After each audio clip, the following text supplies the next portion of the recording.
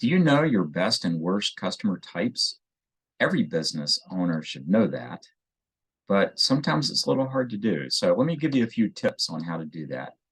Here are the ways that you know your best customers.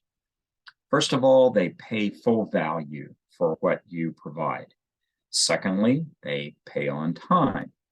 Thirdly, uh, they are really happy that you are the seller to them. They can become advocates or raving fans for you and actually sell you to other people and refer you.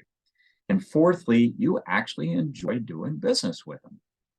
Now, your worst customers are the opposite of that, naturally. They are always trying to get a discount and the cheapest price possible. They pay late, sometimes if they pay at all. Thirdly, they're just a hassle to work with. They gripe and complain all the time about the work that you do or the way that your shop is, or they just gripe and complain. And finally, they are just really annoying to work with.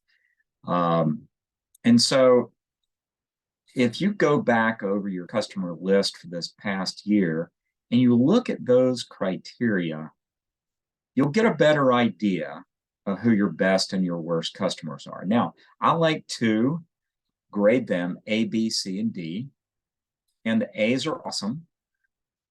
I want to keep them forever, and they want to keep me forever. Ever.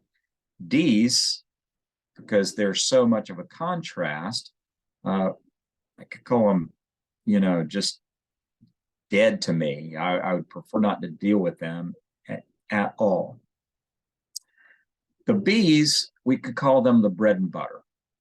They're pretty happy and they pay on time and they pay full rate, but they may ask about a discount. And then the C's, they're you know they're coachable, and that's the way you need to think about them. They're coachable to become your B's, but they may gripe a little bit more often. They're always asking for a discount.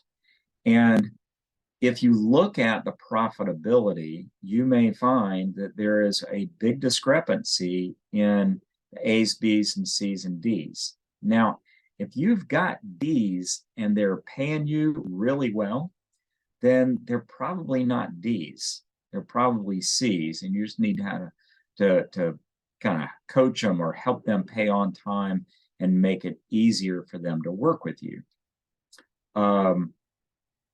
And it's important to keep that in mind, because oftentimes they're customers that we don't really want to work with, but in fact they do a great job with us in terms of paying and keeping our bills paid. But as much as possible, we want to be cultivating our A customers, because life is too short, and the more A customers you have, and you can cultivate them and target that particular niche and look at how is it that your best customers are your best customers in terms of them being really satisfied with the work that you do and the type of person who's willing to pay full value, and that frankly you just enjoy working with. So rate your customers, your best and your worst, and see what that tells you about how to market next year.